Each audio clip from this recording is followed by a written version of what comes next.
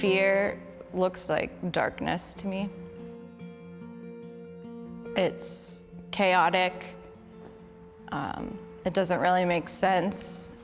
Can feel like it's choking me sometimes.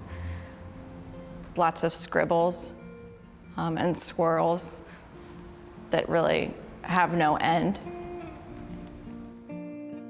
My biggest fear is that me or someone in my family will have a serious health problem. And I've had this fear pretty much ever since I can remember.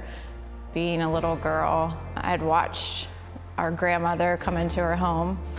She was sick and dying of emphysema, and watched a lot of nurses and oxygen tubes and cords and things in and out of our guest bedroom where she was staying. And it made me really fearful. In college, my friends and roommates would joke that I was a hypochondriac, and that fear stuck with me into marriage. And when my husband and I had our second child, I was diagnosed with postpartum depression.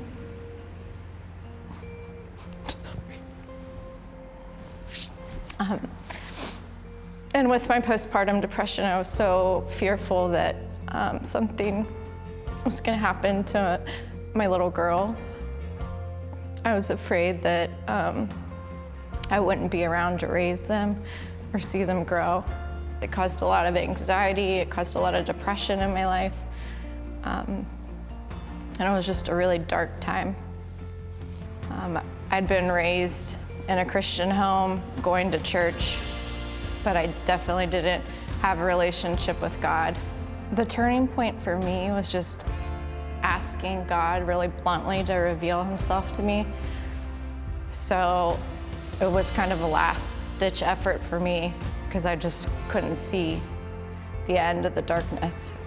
God had orchestrated certain people in my life that were praying over me, that were introducing me to Scripture, encouraging me to read the Bible, showing me God's promises, that he had hope for me and that he did love me.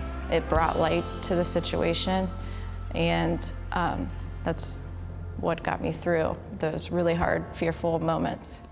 And through that journey, we started adopting our third child, and then we adopted our fourth child.